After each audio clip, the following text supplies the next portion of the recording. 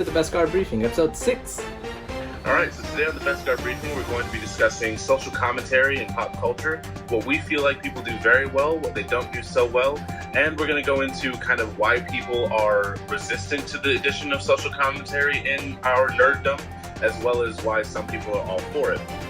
We're going to talk about what the label of nerd/geek and why that is held with a negative connotation, and sort of what makes that framework.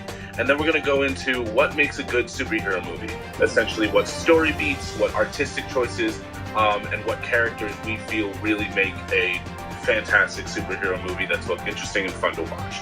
All that and more on the Beskar Briefing. This is the way. This is the way. Yep, alright, intro time.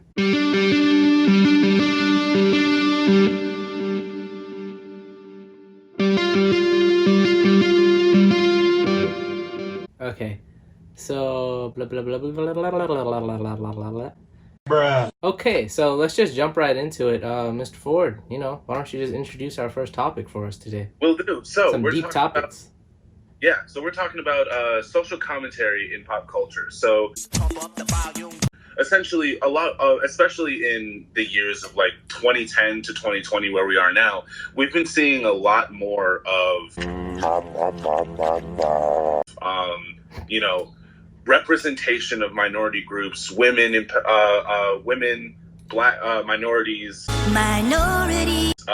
other just marginalized groups in superhero movies, in TV, in comics, and there's been some of it that's fantastic. There's been some of it that's not the best, terrible. And it's a welcome change, I think, in my opinion. A surprise, to be sure, but a welcome one. But there are also a lot of people who tend to resist that change.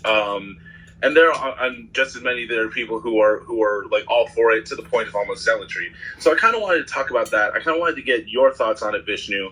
Okay. To start with, we can talk about like women, LGBTQ plus communities, black communities, minority communities, and their representation. So I think the first thing I'll start on is like the idea of girl power. Mm-hmm. I have a friend of mine who has been really jaded, like a jaded, jaded mandarin. With a lot of these different superhero movies or TV shows where there's been that essence of girl power, or the stylistic choices that people do to represent them. Those to represent them, and I tend to not to not agree with him a lot. I don't agree with it. I mean, it's one of the, but I do understand at the very least what he's talking about. But I accept it. So what he typically says is like it kind of takes away from the story. It feels forced. There are like it just doesn't really need to be there. And then the biggest issue that I had with his commentary was. He had this idea that politics and social issue doesn't have a place in these superhero and superhero fantasy or just straight up nerddom fan bases. They don't have a place there. What? Without calling him out, I'm not going to name what his gender, he's a dude. You said that. That's men. Typical. Racist. Not gonna say what his political views are. Yeah. But I kind of really disagree with that sentiment because from the get-go, comic books really began as propaganda. Yeah. If you want that, like with Captain America, original Captain America comics, they were propaganda. World War, kill the Nazis and all that. Killing Nazis. Yeah, exactly. And then we moved from that to now we can tell stories, allegorical stories that come from our society. Right. Also providing this, unique and interesting setting. Mm-hmm. So for the X-Men comics, the entire thing was basic. That's very political. If you don't think the X-Men are political, I was about to say, if you don't think X-Men, you don't have to like the X-Men. Yeah, you don't have to like them, but you cannot deny. Yeah, you cannot. It's all politics. Yeah. And then going back to the idea of girl power, I think there are several mediums that we have seen where they do it super, super well. I mean, this has been the age of the strong female character, I think, in one of the best ways possible. We can kind of see it with like characters like Black Widow. Yeah. Black Widow is by far one of my favorite characters in the MCU. Yeah. And is done, I think, perfectly in terms of what I deem to be what is deemed to be a strong female character. Another Okoye and Nakia in definitely love Okoye and Nakia.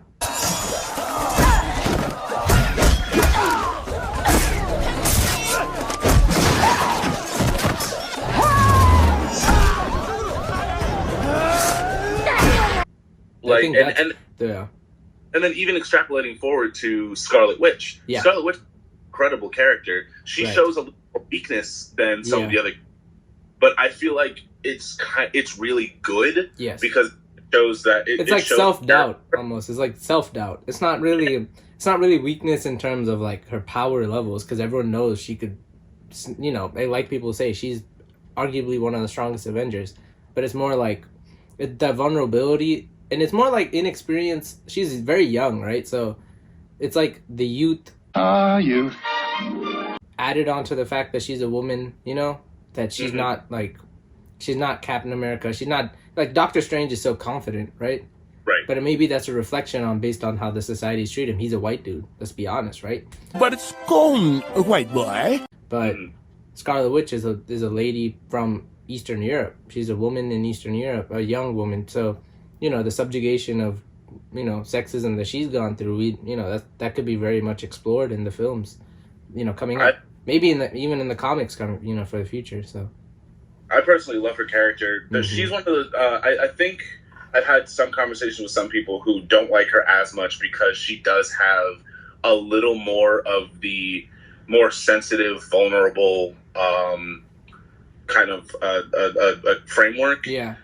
I don't dislike that because, one, you do see her grow a lot. Very much so. Growth. And at the end she was a villain. She was a villain. Remember that? Yeah. Hello, Zuko here. And it's one of those things where I feel like having a character who shows weakness is not a bad thing. No. If you're going for an empowerment message, because seeing them overcome that weakness is one of the one of the best things about superhero movies. Period. And then I also wanted to kind of go into. Now, I did talk about things that people do very well. Those characters, I think, are ones that are done very well for the for like women empowerment. Yeah, Magnifica. One that I think weren't done incredibly, and this is where I'm going. We might get into some hot takes. But this is just you're not saying you don't want female empowerment. That's not what you're saying. What you're saying is what you think they did well with it, and what you think is maybe not really done well. It's just more. Yeah. So go ahead before people like attack you. Oh, he's not about female empowerment, bro. He just said he disagreed with his friend who who said that there shouldn't be. So Bradley, all for female empowerment. He's just saying, don't use it as a don't just throw it away. You have a before I even go into this, one thing is, and this is kind of an issue that I've been having with the times that we're in currently, is some of this gets really performative. Noodles, don't noodles. I was actually talking to a buddy today who we were having a conversation because I play a lot of Dungeons and Dragons, right? And which I still got to get you into a game at some point. So he's okay. So before we, just for the audience at home, he's gonna get me into Dungeons and Dragons. I've never played before. I'm a virgin! Okay, that's. I mean, part of it is just that I didn't know about it until much later in my life. So, but yeah, I've never played it before, so I don't. Once I knew about it, I was like, I don't even know how to get into it, right? Like it's one of those things where it's built over time, where it's like it's hard to like get in unless someone like sneaks you in. Sneak. So, that's why, yeah. No. So Bradley's gonna sneak me into the next quest. Are they called quests? Are they quests? You go on a lot of quests. Okay, so he's gonna sneak me into this next game, and I'm gonna learn on the fly. So that's gonna be fun. It's good. I'm excited to throw you into that fire. Yeah. So yeah, I play a lot of D&D, and recently Wizards of the Coast has released that they're going to be doing a reprint of the characters? The rule book. Oh, okay. In the rule book, because in the rule book, you have all your playable races and stuff like that. Right. And one thing they're going to be adding, and forgive me, whoever's a big fan of Wizards of the Coast, I haven't read the article. I literally just been talking to my friend about it. I need to read the article before I get like super informed. But what he was talking about was how they are planning on adding like a whole bunch of variations on the human race, because obviously humans are not one universal blanket race. Right. They have different cultural aspects. Appearances too. And then that they would be doing the same thing for the orcs. Okay. Which is cool. Oh, okay. All right. Cool. Yeah. I think that's a neat thing to do.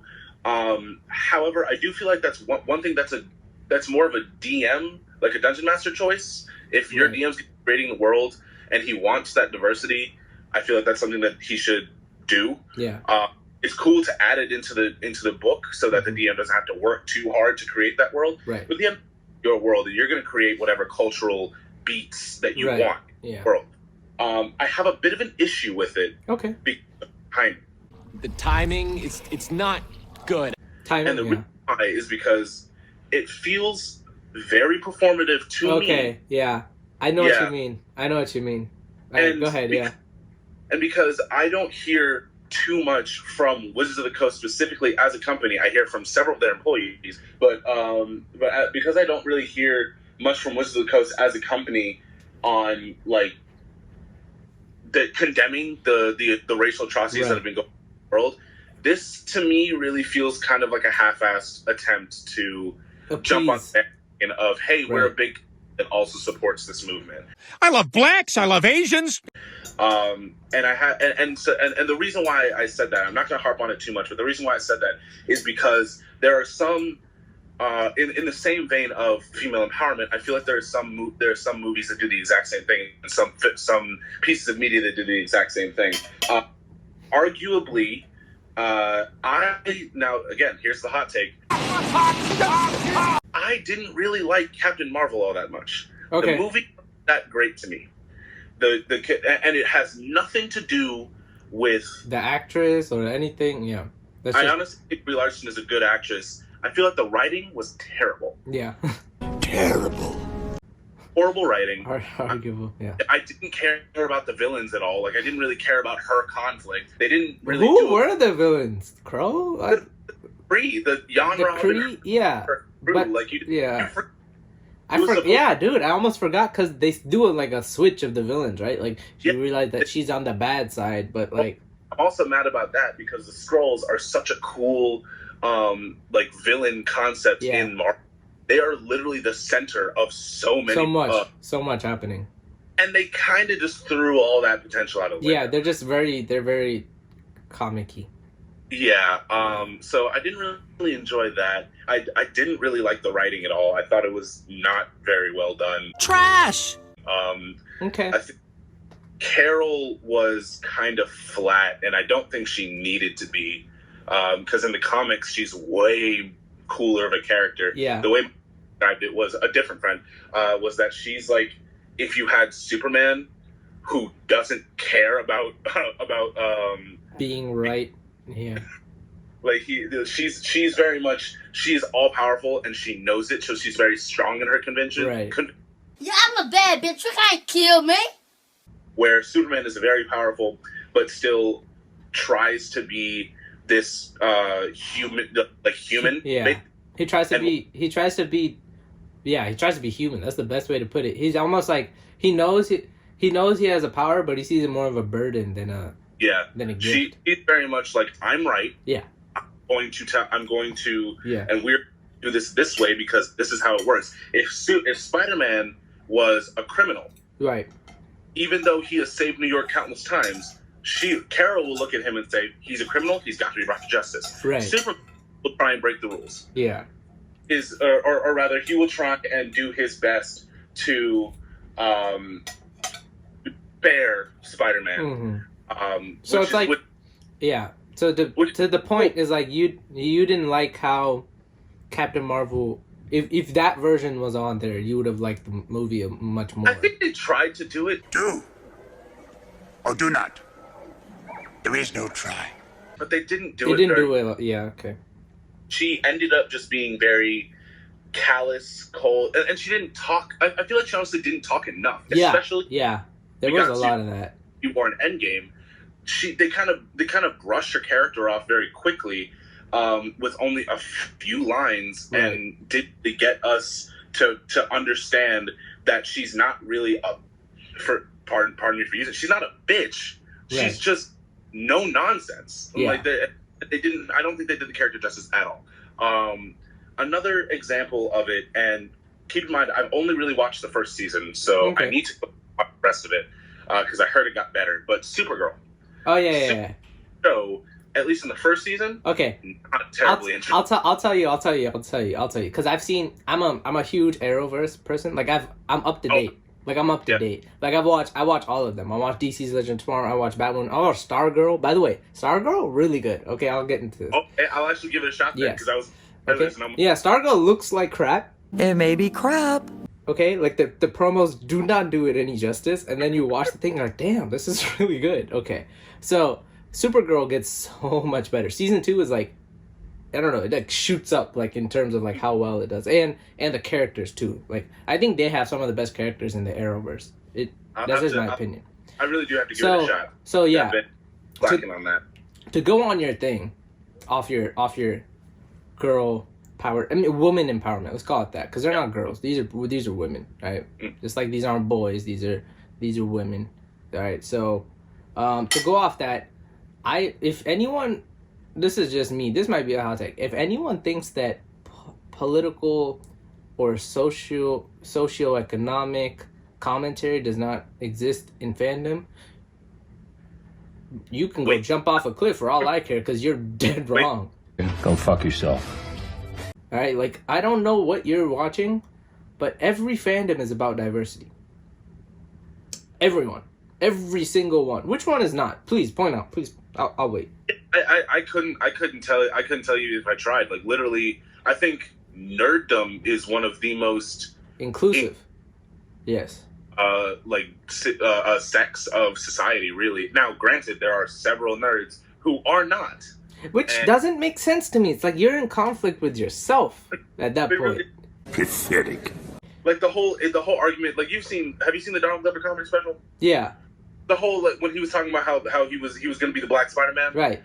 How half the world was like that. We need to. Yeah, good job. And the other one was like, no, burn him. And half the world was like, Donald for Spider-Man. We're only going to watch the next Spider-Man if Donald Glover's playing Peter Parker. And the other half was like, he's black, kill him! Burn him! I'm like, what? I actually had another talk with another one of my friends about the Witcher series. Yeah. And how they changed some of the races. Because Triss was black. And I'm like, yeah, okay. Why do people not like that? I thought it was cool. So here's my take on that, right? What in Triss Marigold's character makes it so that being white is a deal breaker? By the way, did not even know she was black until I like looked up the actress, and I was like, because she looks like just like, you know, she looks brown, like she's like not even like a slight tan. She's barely darker than Geralt, who's like pale. Like I don't. When people are like, oh, I was like, bro, what? She just has like curlier hair than normal, like she has curls. Like that's it. That's the only thing where I could tell like, oh, she's black. Other than that, if she had like blonde hair, I'd be like, okay, she's just like Florida girl. Like I could not tell like she was black. And so if that's where people are like, oh man, she might be a quarter or a half black, and then she's like, oh, but she's black. I'm afraid that kind of logic doesn't apply here. I don't get that at all. Same concept for, Michael B. Jordan playing Superman. Right. Concept for that at some point. I think I'm struggling to remember. And like even like Idris Elba playing Heimdall. I mean, no one had a problem with that. And right. But that's also because no one knows about Norse mythology. Yeah. And since you didn't know it was a problem, you're not gonna be mad about it. Like if I don't know where that came from. It was like, oh, it's not. Yeah, like no one had a problem with Idris Elba with full dreads. It's Heimdall. And then you all right? Like, towards the end, he has full dreads, right? And then no one cares.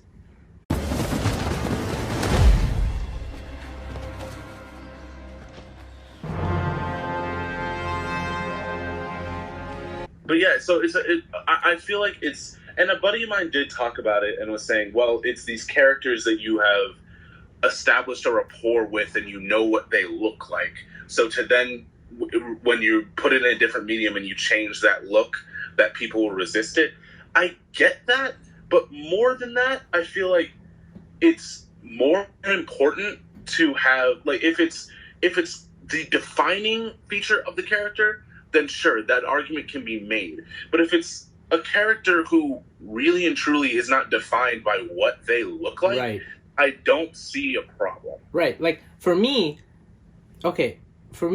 Steve Rogers, like, him being, if they made him black, I'd be like, yeah, I see the issue there, because he's such a pivotal character, and his whiteness, like, he's growing up in the 40s in Brooklyn, right? Yeah. So he has to be white. Like, he cannot be black, because if he was black, he wouldn't even be allowed to, like, sit in certain places, right? Like, it wouldn't have worked. Always a white guy. But then to say, like other characters who, like you said, it doesn't matter where they... Superman. What's wrong with Superman being black? He's an alien. Right. First off, he's an alien. So why is he white? He could just easily look purple. Right. Look any other race. And he grew up in middle America and still got bullied. So there's, like, you could just add on more bullying because he's black, or any other color because he's brown, or even if he was Asian, right? Like, you could just say, like, okay, like, he's different. That's why he got bullied, right, as a kid. So I don't understand that whole idea. So, but yeah, back to that. If you don't think that diversity and inclusiveness are a part of fandoms, you are clearly in conflict with yourself, and you may need to check up on yourself. That's all I have to say for that matter. Because anyone who says otherwise is pretty much wrong. Like, you cannot say, yeah, I love Star Wars, and then not see the hypocrisy of the fact that there's literally Yoda as a different species. Like, he's not even human, so he's green and short and not count either. The reverse, because you talked about Star Wars, and one of the things that a lot of people had serious issue was in the video Jedi Fallen Order. Mm-hmm. The main character is a very white guy. Milky white. Yeah. Orange hair. Like, he's played by the guy who played the Joker in Gotham, who was a fantastic actor. But people got mad at that. And they were like, why would you make him white? Why would you not make him a minority, or even better yet, an alien? And they felt like it set Star Wars back in terms of representation. And while I do understand that, yes, there are a plethora of races and species that you can use in Star Wars, I will not discount that. And I don't think the game would have been any more or less enjoyable. And so what I'll say to that is that what they did was they had a missed opportunity, right? While they, like, maybe it's a missed opportunity, but it doesn't mean that it doesn't set it back, other than they were already there, right? Like, so, like, you can't say, like, everyone's progress is like this and then they go backwards. I don't think anyone goes backwards as much as it shows it highlights a new area that they need to work on themselves. They don't want you to float in the water, so we float in the water. They don't want me to have an elevator, so I made sure I got an elevator. They don't want me to buy my baby a brand new Range Rover autobiography with red guts. They meaning society, they meaning, industries, they meaning certain companies, they meaning certain groups that are running the companies, they meaning ourselves, right? So there's, like, a plethora of things that it highlights. So whenever people say, oh, we took 2 steps back, I don't think we took any steps back, because today is clearly not worse than it was 10, 15 years ago. You cannot make that argument, okay? Like, 10, 15 years ago, we would have gone mad sitting at home this long. We would have absolutely gone nuts. The fact that we have FaceTime, the fact that we have social media, the fact that we have Netflix streaming, the fact that we can have all these games, right? Like, you're basically saying that, and then even that, like, it exclude that even with society, right? And like the inclusiveness. Dude, 10, 15 years ago, I was being questioned in my own neighborhood, right? So, like... We don't serve their kind here. What? Like, obviously, that's not happening anymore. Like, people aren't just asking questions like, oh, where do you live? It's like, bro, I've been living in this neighborhood for 5-6 years. Now it's like, don't even ask me that question. Because I don't even know who you are at this point. So, like, you can't tell me it's gotten worse. All that these issues do, in my opinion, is highlight to me what I'm calling new issues. Does it make sense? Like, not new in the sense that they've always been there. All that is doing now is highlighting it. So, to go, what is it? Cal, that's his name, right? Cal Kestis or something? Yeah. Him being white and red-haired, I see the problem in, like, what people are saying. Like you said, that, okay, he's a white guy, he's got red hair, like, he's very, very white. Red hair and a hand-me-down robe. You must be a Weasley. While I see that the issue in that, and I appreciate people highlighting, like, guys, you could have, easily put any other color. Like, even, anybody, right? Like, you could have put anybody. But they didn't. I see the issue in that. However, to their credit, they did put a lot more diverse characters in the video game. I don't know if you saw, but, like, I haven't played it yet. I don't own it, but I've seen the game footage because, I'm a nerd. Nerd! I don't know if that watch people play games. Yeah. But, like, some of the characters, there's a black woman who's like a Jedi, right? No. I'm going to lure them away, and then I'm going to circle back. Stay with the younglings, Trilla. Yeah, that's... God, why am I forgetting her name? And then the Inquisitor...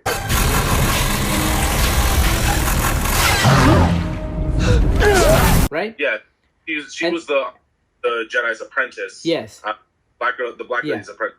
And then you go back to, huh? I've played that's fine. Yeah. Twice. I don't remember. It's fine because the names are not as important as their faces at this point. So what is here? Okay, I'm good now. Okay, and then but then I'll highlight the fact that in Battlefront 2, the main character is played by Janina, who's an Indian woman, Indian American. Yeah. Iden Versio.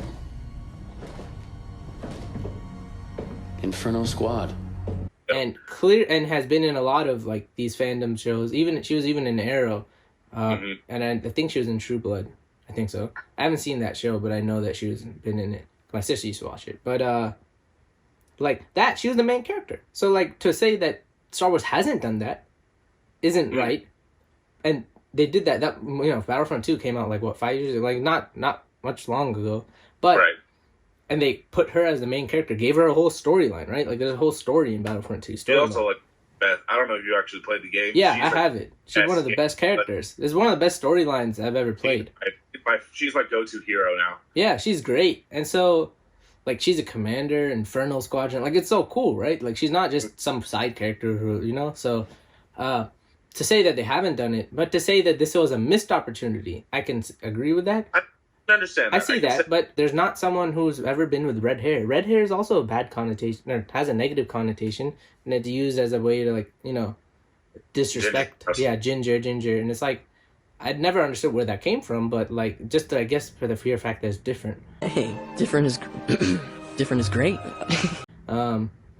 So, maybe, there's never been a red-haired Star Wars, like, character, I don't think, to my recollection, that has been this major, at least. So for all the little redheaded children, who are playing this game, and teenagers and young adults, it's a big thing too. So to say it's a missed opportunity because he's white, sure, but to also say, maybe they wanted to go the direction of giving someone with red hair the main role, in something for once. So I definitely get that. Back to the female empowerment thing, because while we're talking about like Battlefront 2 and Iden Versio, that's her name, Iden Versio's character, I think that's one of the ways that female empowerment in these mediums whether it be video games, you know, these storylines that they create for these characters. That's one we can highlight where it's like, damn, that was good. You know? Disable now. And Specific video game. because it was, you know, I think the problem with that writers, because everyone's writing these stories, right? I think that's where it comes from. The writers and producers, because they have a lot to say, and directors, the way that they tell them how to portray these characters, if it's not a woman, it's very difficult for them to do.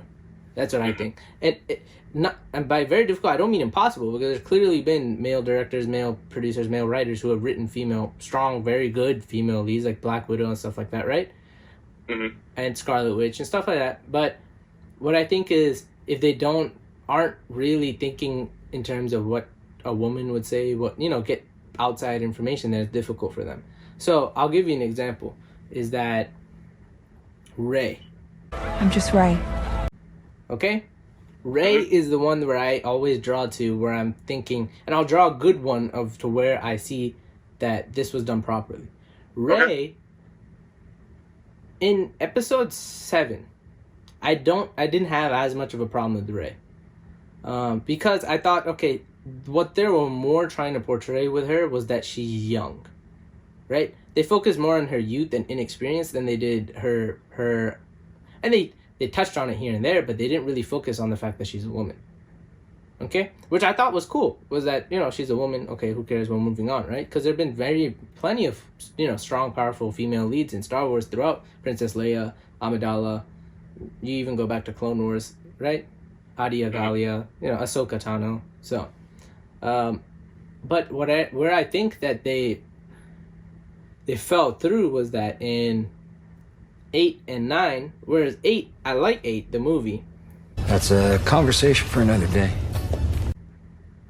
I like that the fact that she had the wisdom beyond Luke. Does that make sense? That sometimes it takes a different perspective to understand, because she connected more with Leia than she did with Luke. Very much so. And I don't think that people give Rian Johnson enough credit for showing that. Was that her connection was with Leia, not Luke? Because Luke, even if you go back to 4, 5, 6, very impulsive as a character. So impulsive. Very, extremely impulsive. I mean, you even look at the final battle where he's a Jedi Knight and he's fulfilled all his training. Why throw away your lightsaber to show I'm not going to strike you down? Just clip it onto your belt. Because now, at this point, you've opened yourself up to the Emperor shooting you in lightning. So, I don't know if I always look at that scene, and my dad was the one who pointed it out, and he was like, why does he throw away his lightsaber? And I was like, to show, you know what? I don't know. I tried to explain it, and I was like, oh. Yeah, I was like, to show that he's not going to strike him down. He's like, yeah, why not just, hold it. Like, just de-ignite it. Because, as soon as he shoots the lightning, you could block it at that point, right? You don't have to just sit there and take it. Like, I don't understand. Like, and maybe he was like, oh, I have to sit here and take it to show my dad that I'm suffering and hope he'll come save me. But it's like, you're banking on the fact that basically the most ruthless, the most powerful force user in the world is like, I'm gonna switch sides now. Like, like pull a whole what I like to call the Kylo Ren loop-de-loop. I see him turning the lightsaber to strike true, and kills his true enemy.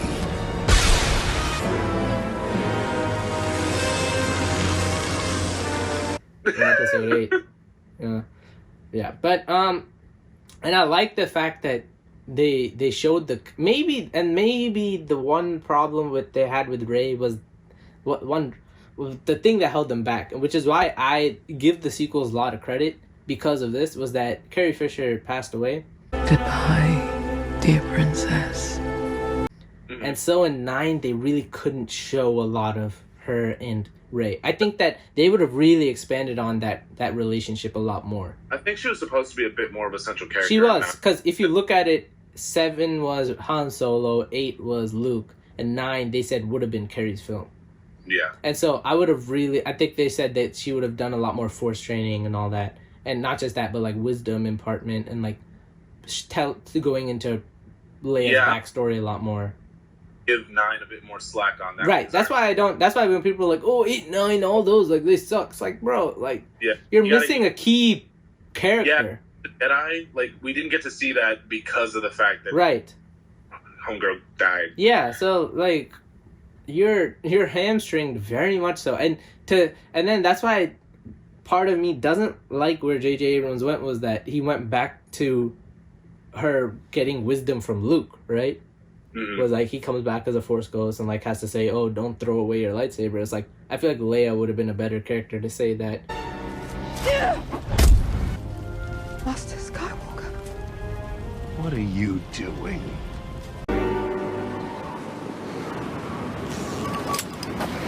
Ironic. But again, that's why I give it a little slack, because maybe they would have done that had she been alive, because they used archival footage for it, right? They said they didn't want to CGI anything, so so that's where I feel like Rey was disconnected, was that they didn't go into her, right? They didn't really go into her character as much. Is that she didn't have to discuss her. She didn't have to discuss herself as much, right? And she didn't have to go into the things that make a woman, right? There's a lot of things, like, they can be strong, like you said, like Captain Marvel, but one of the things I think that I personally have, I've seen, maybe based on how we treat society. Oh, thanks to the patriarchy. Women are more patient. That's what I've seen, at least. And I think that a lot of these characters that they show is that patience aspect, right? Like, we go back to Black Widow, we go back to Scarlet Witch, is that they're patient. You know, like, Black Widow is very patient. Like, she'll deal with shit from the Hulk and Thor and all these buttheads, like, you know, arguing amongst themselves, right? Like, she has to deal with that all the time. But then on top of that, she's like, okay, here's the game plan. Like, just shut up. We need to destroy the stone now. Vision, get your ass back on the table. Right? Like, so she's like, she'll let them do their thing. Like, they all, like, go on and, like, you know, blow their tops. But she's always, like, in the zone. Like, Hulk literally flies away from her. Remember that? Like that? Yeah. Like, literally is like, oh, peace. And then dips because he's, like, in his feelings. It's where she's like, what? So help me out. I need you. Like, yeah, so the level-headedness, I think that is undermined by our society of women, I think is very important to show. And I don't think that we really got to see Rey in that light as much. It makes sense? And, you know, part of it, like I said, if there was a better connection with Rey and Leia, which is what I think really truly happened. Mm-hmm. If Carrie Fisher been alive, then Rey's character also would have had much more development. That's just me. An interesting theory, yes? That's fair. I think that's very fair. And then my other side of, like, who did it well, because I brought up Rey, and I'll have two very good examples of female empowerment, and then we'll go into race, because I feel like that's a big topic, like you said, with Dungeons & Dragons, to address your points, because these are this discussion is going to go on forever, but we'll just keep talking about it because it's very rich, and I don't have any problem continuing to talk about it. So, looks like it's going to be a while. Wonder Woman. The current Wonder Woman, I think, is fantastic. And a lot of people have issues with it, especially the first one, with that, oh, she needed a man savior to like bring her into the world, right, and show her right and wrong, like with Steve. She's a god that has no idea how to interact with portals. And I think that's what they did really well, was that Wonder Woman, as much as she is very powerful, and even in the comics, a lot of times she is very, I think there's almost a regal aura around her, because she is like Princess of Themyscira, right? I'm Diana of Themyscira. Right. Is that I really enjoyed her development as a character, because while the world is going through there's been 2 wars that really devastated the world, right? There's World War I and World War II. And you can argue which one was worse, but World War I was so bad that they called it the war to end all wars. They thought, like, after this one, like, no one wants to fight anymore. And it just so happened we went to another one. But World War One was really bad. I think it was really cool to go into that one, just because World War Two is so focused on in film. Mm-hmm. Just because, like, Nazis, and it's like relatively fresh in a lot of people's minds, right? But World War One was like, it's because World War One didn't really, I mean, there were enemies, but it wasn't like enemies, it wasn't a clear enemy as much as it was in World War Two, in my opinion. It was like, it was just based off of, you know, the fact that the world was so much more connected now, and we had ally ships, and that's why World War One. So I like that World War One is much more convoluted than World War Two. Mm-hmm. And I think that, you know, throwing Diana into this world where it's complicated, it's messy, and there's no real right or wrong in this war, right? Because World War One, there wasn't really a right and wrong. It's there was no side trying to commit genocide like in World War Two, right? Who did we fight in World War One?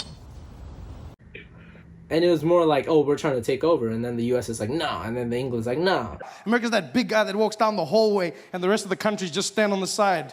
Just like, don't make eye contact. Don't make eye contact.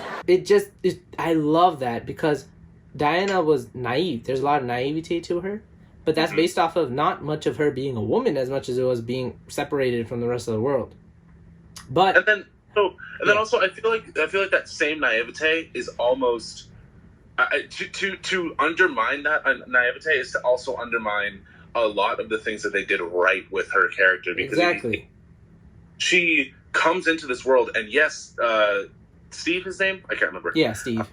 He has to come in and like help her basically operate in this world. Yeah. But at the same time, she's naive because a lot of this shit doesn't make sense to her. Exactly, and that's what I'm saying is that uncomfortable ass dress that I can't move in, and that looks fucking ridiculous simply because the society of the day, this male dominated society of the day, says this is what's fashionable. Exactly. Why a war room and speak my piece if I know that that what I have to say is of dire importance. Exactly. It's a group full of men and I'm a woman. Exactly. Like, and they did so much well, and that's what I'm talking about, is that the naivete, which is what people had a problem with, was like, oh, she needed someone to like guide her, and it was a man, you know. It's like, or she was so like not connected, and that was the argument, right? And what my counter to that was that, one, of course she is, because I think all superheroes are naive at first because they're being thrust into this position of power that no one is really ready for. Okay? We're all just kind of winging it. Even like sons and daughters of superheroes aren't really ready for it, because then you're living in someone's shadow, right? And so what I liked about it was that her core self wasn't naive. It was righteous. It was, this is how the world should be. And it should be that, you know, you do what you want, and her core character is full of love and compassion. Like, remember when she's walking and she sees all these like injured soldiers, and she's like, oh my God, like, yeah, and he's like, welcome to the front lines, and she's just like, yeah, but you can't just, how are you numb to it, you know? Like, she doesn't grow numb to it.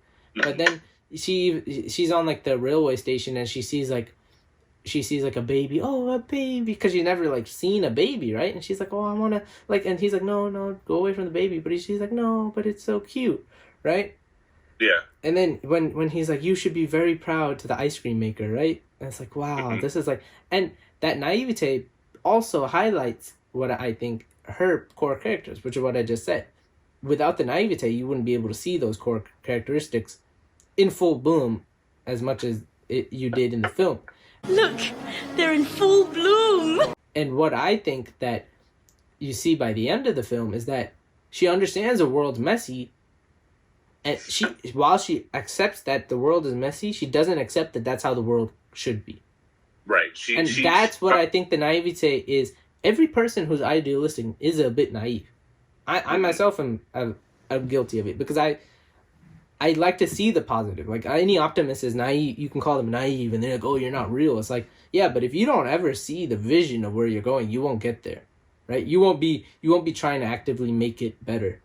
You'll just say, oh, this is how it is, and accept it, and not try and change things. Which, while you have to accept it, you don't have to accept how it will be tomorrow, or the day after, or the day after that. You can keep trying to better it. And so that's what I think that a woman director, because it was directed by a woman, right? Director Jenkins. And that's where I think that comes in, is that she understands what are the strengths and powers of women, you know? Not all women, because every woman is different, right? And like every dude. But what I think was incredible was that it showed that, yes, there maybe a woman can be naive at times, but that doesn't mean that it's a bad thing as much as it is like Spider-Man's naive, right? As much as it is a trait of optimism. Bravo. You know, it's a drawback, but at the same time, it's what optimists are. And what I think helped was that her writing, the way she spoke, was like she's shocked that she has to dress differently. How can a woman possibly fight in this? She's shocked that someone lies, you know, like she's like, the way that she was written, like this, what I'm saying is like her dialogue was incredible. You know, and I really enjoyed Wonder Woman because I really do think that it's what Captain Marvel should have been. Back to your Captain Marvel point. Captain Marvel, what I mean is, what it should have been is that Captain Marvel is a different character than Wonder Woman. Captain Marvel is, like you said, she's like Thor in that sense. Like, she's like arrogant almost. She's arrogant, but she's also right a lot of times, you know? Like, she's the real talk. Real talk alert. You know, so she's going to tell you what you need to know. And if you don't agree with it, you can go somewhere and, and lock yourself in a room because she doesn't want to see you again. That's what I think that they needed to do, but really what held them back, and I cannot remember who directed that film. Neither did anyone else. You need someone who understands who that is. And what I go to is like, I'm trying to think, but you remember Luminar Unduli from Star Wars The Clone Wars? Yeah. I almost think her character should have been more like her. What are you talking about? Like Captain Marvel? Yeah. Like Captain Marvel should have been more like her. In the sense that she should have been like, she knows she's good and she could have almost had this calmness about her. Does that make sense? Like, she's like, you can either agree with me or not, but I will do what I need to do. You know? That's I mean, yeah, I see what you're saying. I think that actually goes a bit against them, at least in the comics. Right, but what I mean is, like, what they were, to your point of her not speaking a lot, maybe that's what they were going for, but it didn't work because of the every other time she spoke. Does that make sense? Yeah. Is that what they were going for was that when she doesn't speak, it's almost like, I don't need to say anything because I've already said everything I need to. And I know I'm confident in myself, so, you know, this plan's going to work. But that didn't come across as that, because every other time she spoke, it was almost like, I don't know, what would you call it? I want to get your take on, what would you call how they portrayed Captain Marvel? It was almost... flat. Flat-faced, flat-nosed, flathead. Yeah, flat. Yeah. It was just, she just wasn't an interesting character for me. Yes, like, it was, flat. Yeah. I think that was perfect, because you called it earlier, is that she didn't portray that she knew what she was talking about as well as she did. Yeah, it kind of sounded, like, when she was with the Kree, yeah, she seemed very submissive. Yeah. She was beyond route. And then when she was on Earth, you know, she did have that air of importance, but it felt to me very apathetic. Yeah. It didn't feel like it didn't, and it's a fine line between apathy and getting down to business. Like, yes. I think Black Widow. Yes. She did a good job being down to business, but also very much into what's going on and doing it in an interesting way. And I completely understand, you know, a no bullshit character. I mean, Scarlet. Why do I keep saying Scarlet? Hi. Black Widow is a no bullshit character, right? But Captain Marvel wasn't really as much of a no BS character as she was just one that I felt like didn't care. Like, I really just didn't care. Like, when her interactions with Nick Fury, she acted more as if he was just an annoyance. Right. I agree. As someone who's trying to help but she knows better than him. Right, You know? I agree. It's like, that's what I was talking about with Luminar Unduli, is that you can see the parallel with Black Widow. I'm happy you brought her up, because her character could have been more like Black Widow too, to that point, is that Black Widow sometimes doesn't say much. Does it make sense? But you know what she's thinking. Because what she says, following her silence or prior to her silence, has already spoken for itself. Mm-hmm. Does it make sense? So she'll say something like, "Guys, we need to stop this and we need to move on." You know, like this is not gonna get us anywhere. And they'll continue fighting, and her face will be like this, like, you know, like stoic, like, you know, like almost. That's what I'm talking about. It's like Luminar Unduli's stoicness was like she's a woman of action. Like she's not talking much. She's just getting things done. Get her done! Likewise, Black Widow, she's a woman of action. She's not talking much, she's getting things done. I think that's where they were going with Captain Marvel, and it didn't work because it was more like you said, apathetic. Like she just didn't care. She's like, oh, people, like, you know, oh, the world's an end, or you're gonna lose your job, or you're gonna do this, or that person might die. Like, I don't think she cared, and that's not what Captain Marvel is about. She cares, and that's why she's like, we just need to get this done. I don't have time for your feelings, because if we don't, people are gonna die. You know, that's what. Yeah. That's what she should have been like. And a lot of it with writing. I think a lot of it was... and that's what I'm saying, is that I don't know exactly who directed her. I don't know exactly who wrote her. But, and this is the problem I see, is that more writers, they need to hire more writers who are female. They need to hire more directors who are female. And they need to hire more producers who are female, because they make up half of the population. And if their stories aren't there, and if they're not the ones commanding the story, because they're the one, at the end of the day, the actor can do as much as they can.